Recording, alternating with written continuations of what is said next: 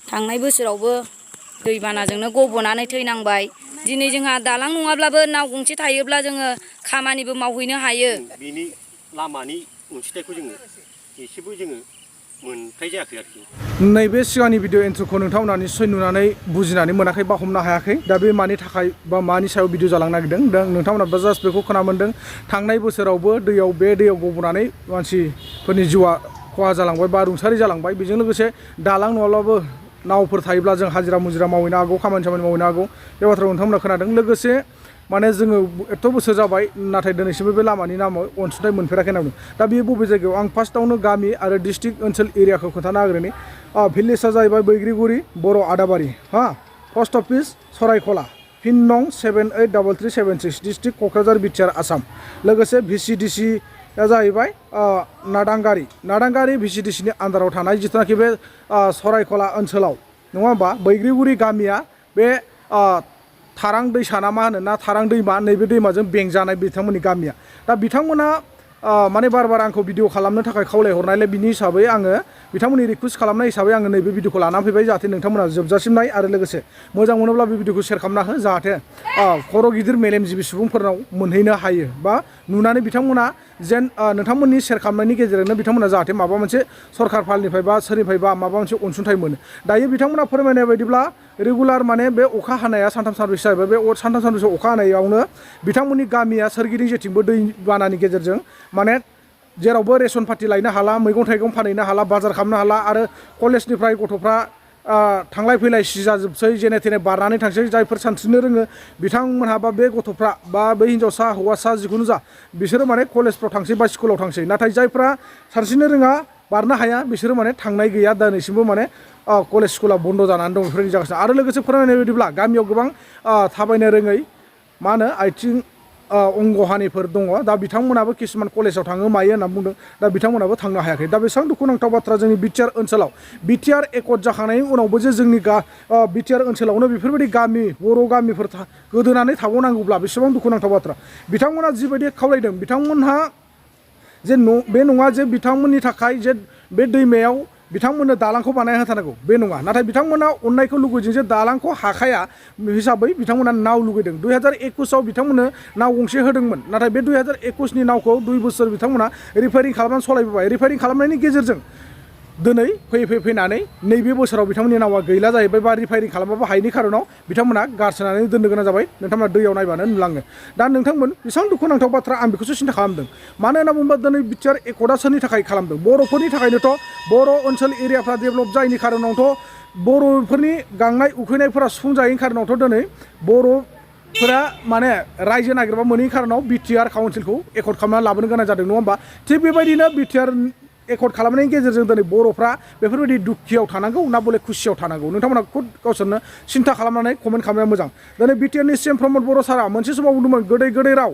नाथाय नोंथांमोना जोङो दा नुनो मोन्दों BJP सरकार आरो UPPL सरकार होनना बुङोब्ला पानि नहा जागा दलां बनायासै होननाय बाथ्रा थारैनो सैथो जागासिनो दं मिथिबाय ना। जि जायगायाव दै गैया बे जायगायाव दलं बानायगासिनो दं। नाथाय जि जायगायाव दैनि माने अभाब गैयै एगेल बेगेल दै जानानै दङ साइकेल सालायजाया गारि मथर सालायजाया नैबेफोरबायदि जायगायाव माने दलां गैया होननाया नैबेनो आरोखि। दिनै जोङो सोराङाव नुनो फैगासिनो दं बा नुनो मोनगासिनो दङ। नोंथांमोना जाहाथे देरि खालामाजासे नैबे भिडिअखौ नायनायनि गेजेरजों नोंथांमोना बुजिनानै ला। नोंथांमोननि जायगायावबो बहाबाफोर बेफोरबायदि थानो हागौ। नोंथांमोनाबो सोरबाफोर माबा मोनसे दङब्ला बेफोरबायदिनो सरकार फालाव फोरमायनानै लानो हागोन। जाहाथे मोना थेवब्लाबो नोंथांमोना मोनाब्लाबो दिनै नोंथांमोना एसेबाबो खुगायाव बुंनो थाखाय राव फैगोन। दिनै बिथांमोननि गामियाव बुंनो हानाय गोरों गोरा सुबुंफ्रानो गैया। ओरैबायदि माने दुखि बा सिन्था जानो गोनां बाथ्रा आरोना। दिनै बिथांमोना माने बेखौल' जास्ट रिकुवेस्ट खालामदों जे सोरबाफोर अननानै बिथांमोननि जायगाखौ नायसनगोन नामा, बिथांमोननि गामिसिम थांलाय फैलाय हान्था मेला राहा लामानि थाखाय नाव नङाब्ला दलंफोर बानायना होनो हागोन नामा बिनि थाखाय सिन्था जादों। बिनि थाखाय आफुथि खालामदों जे आं बेखौनो रिकुवेस्ट खालामो दाथ' सोर नायनो हानाय दङ। दायो जोंहा अनलि फर नायनो हायो होनोब्ला बिटिआर ओनसोलाव UPPL सरकारल'सो रुलिं गभर्नमेन्टआ नङा होमबा? दिनै बिथांमोनहा नायाब्ला आरो जों बिथांमोननि गामिखौ बा बिथांमोननि ओनसोलखौ नायफिनग्रा रावबो गैया होननानैसो आं सानो। दिनै बिथांमोना गावसोरनो लाजिनांगौ। बै समाव जिबायदि खोथा बुंबोदोंमोन नङा होमबा? बर' जायगाफोरखौ बर' ओनसोलफोरखौ डेभेलपमेन्ट खालामगोन, हारिखौ उन्नति खालामगोन, जौगाहोगोन होननानै बुंदोंमोन नङा होमबा? दिनै थिग बेफोरबायदि जायगाखौनो क'क्राझार जिल्लानि सिङाव थानाय गावसिनिनो बिटिआर ओनसोलाव थानाय बैग्रिगुरि गामिखौ पस्ट अफिस सरायखलानि नङा होमबा डिस्ट्रिक्ट क'क्राझार बिटिआर आसाम बेबो नादांगारि भिसिडिसिनि आन्दाराव थानाय माने बावखुंग्रि साइडजों जाहैदों माने बियो हा क'क्राझारनिफ्राय मथा मथि 7 किल'मिटारसोल' गोजान अब्ला दिनै बेफोरबायदि गामियानो जुदि डेभेलप जायाबा आरो बबेबायदि गामिया डेभेलप जागोन बेखौसो जों सिन्था खालामनांगौ दा आं बारा गोलावखौ बुंनो साना नोंथांमोना बेवहायनो बुजिखायो बिटिआर सरकार फैनायनि उनाव बबे जायगायाव माबायदि उन्नति जादों जायाखै नोंथांमोना खुद गावसोरनो डिसकासन खालाम आरो बिनि उनाव नोंथांमोना कमेन्ट सेक्सनाव मा फोरमायनो गोसो फोरमायहरबानो जाबाय आरो बहाबाफोर बेफोरबायदिनो जानांगौ दङ नङा होमबा दाथ' दैज्लां बोथोर गोबां खस्थ' मोनखायो जोंनि बर' फिसाफ्रा दैज्लां बोथोर फैबाय होनबाथाय दस्रानि थाखायसो आं भिडिअखौ लाबोगासिनो दं नाथाय जोंनि गामियाबो बे अबस्थायावनो जानानै दङ 7खानसो गामि दङ मोनसे दैमाखौ बारनानै बे 7खानसो गामिनि थाखायनो दिनैसिमबो बिजेपि सरकार अर्थात जोंनि ढेकियाजुलि ओनसोलनि अशक सिंहाल MLA बिथाङा दिनैसिमबो नायफिना माने दंफांनि दालां हरबाबो जाथारो दा बिथांमोननोबो आं सानदों बे सरायखला ओनसोलावबो बे थारां दैमा ना मा बेयाव बिथांमोननो हान्थामेला खालामनो थाखाय दंफांनि दालांफोर होबाबो जायो नङाबा नाव गंसे होबाबो जायो जों बेखौनो गामियाव ज' गावनि गावबुरा सेक्रेटारि प्रेसिडेन्ट ज' ओंखारनानै माबादों अननानै सारमोना जोंखौ एसे अनसुंथाइ खालामोब्ला मोजां जागौमोन दालां नङाब्लाबो नाव हरोब्ला मोजां जागौमोन बिराद खस्थ' गोग्लैबाय जानाय लोंनाय गैया थाव संख्रि बानलु लायनो मोनाखै जोंनो रेसननिबो गोनांथि जादों दा दै देरनायजों स्कुलावबो उन्दैफ्रा थांनो मोनाखै मा खालामनो जाय सानस्रिनो रोंदों बे सानस्रिनानै थांदों जोंथ' सानस्रिनोबो रोङा दिनै बहुद गोबाव जाबाय नावा मोनदोंमोन मोननाया गंसे 2021आव दा बेबो बायनानै दङ नै बायजोब्बाय 2 बोसोर रिपारिं खालामनानै सालायबाय देग्लायहाय बारनोनो हायासै जानाय लोंनायनि बहुद प्रब्लेम जाबाय मा खालामनो दैयानो गासिबो सारि उफाले जोंनि गामिया दै गेजेराव बेंखननानै थानायसो नाय नावा बायजोबनाय 2021निनो नाव बियो रिपारिं खालामै देग्लाय रिपारिं खालामब्लाबो जायैलाय जों बेबायदिनो दोननांगौ जानानै फैबाय थांनाय बोसोरावबो दैबानाजोंनो गबनानै थैनांबाय नाव गैया मा गैया नै दै बारबाय नै सां जारला आरो ओरैनो गामियावबो हेन्डिकेप दं लेंग्रा लेंग्रि कलेज फरायनाय लानानै थांथावा फैथावा जि खस्थ' मोनबाय नाव गैयिनि हेन्डिकेपबो दङ जोंहा गामियाव जारला जाबाय दैया बे गामिखौ लोमजोबो आरोना